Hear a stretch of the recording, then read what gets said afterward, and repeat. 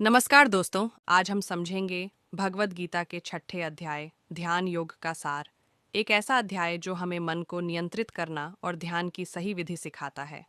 एक, सच्चा सन्यासी कौन? अध्याय की शुरुआत में भगवान श्री कृष्ण अर्जुन से कहते हैं कि केवल कर्म त्याग देना ही सन्यास नहीं है। जो व्यक्ति बिना फल की इच्छा के अपना कर्तव्य करता है, वही सच्चा योगी और सन्यासी है। मतलब साफ है, घर छोड़ देना जरूरी नहीं, लालच छोड़ देना जरूरी है। अगर हम अपने काम को ईश्वर को समर्पित करके करें तो वही कर्म योग बन जाता है। 2, मन ही मित्र मन ही शत्रु। श्री कृष्ण कहते हैं, मनुष्य का मन ही उसका सबसे बड़ा मित्र भी है और सबसे बड़ा शत्रु भी। अगर मन को साध लिया तो वह हमें ऊंचाइयों तक ले जाएगा, अगर मन बेकाबू हो गया तो वही हमें नीचे गिरा देगा। आज के समय में भी यही सच है। मोबाइल, सोशल मीडिया, इच्छाएं सब मन को भटकाते हैं।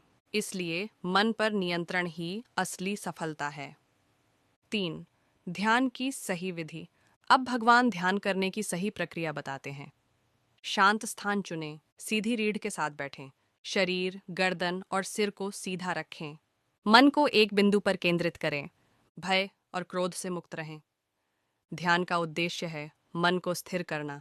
जब मन बार बार भटके तो उसे धीरे धीरे वापस लाएं, जबरदस्ती नहीं, प्रेम से। ध्यान अभ्यास से आता है, एक दिन में नहीं। 4, संतुलित जीवन ही योग है। श्री कृष्ण कहते हैं, जो व्यक्ति न बहुत ज्यादा खाता है न बहुत कम, न बहुत ज्यादा सोता है न बहुत कम, वही ध्यान में सफल होता है। अर्थात संतुलन जरूरी है। जीवन में अनुशासन ही सफलता की कुंजी है, अत्यधिक कुछ भी अच्छा नहीं। 5, योगी की श्रेष्ठता। भगवान कहते हैं कि योगी तपस्वी से श्रेष्ठ है, ज्ञानी से श्रेष्ठ है और कर्मकांडी से भी श्रेष्ठ है। और सबसे श्रेष्ठ योगी वह है जो श्रद्धा के साथ भगवान को भजता है। मतलब ध्यान का अंतिम लक्ष्य है ईश्वर से जुड़ना। 6, अर्जुन का प्रश्न, अगर ध्यान में असफल हो जाए तो?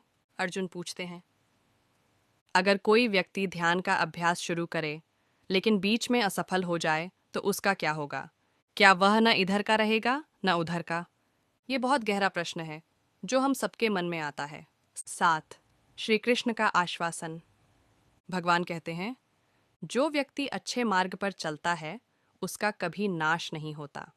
अगर वह इस जन्म में पूर्ण योग प्राप्त नहीं कर पाया तो अगले जन्म में उसे फिर से वही अवसर मिलता है। आध्यात्मिक प्रयास कभी व्यर्थ नहीं जाता। अध्याय 6 का मुख्य संदेश, मन को नियंत्रित करो, संतुलित जीवन जियो, नियमित ध्यान करो, बिना फल की इच्छा के कर्म करो, ईश्वर में श्रद्धा रखो। ध्यान योग हमें सिखाता है कि असली शांति बाहर नहीं, हमारे अंदर है।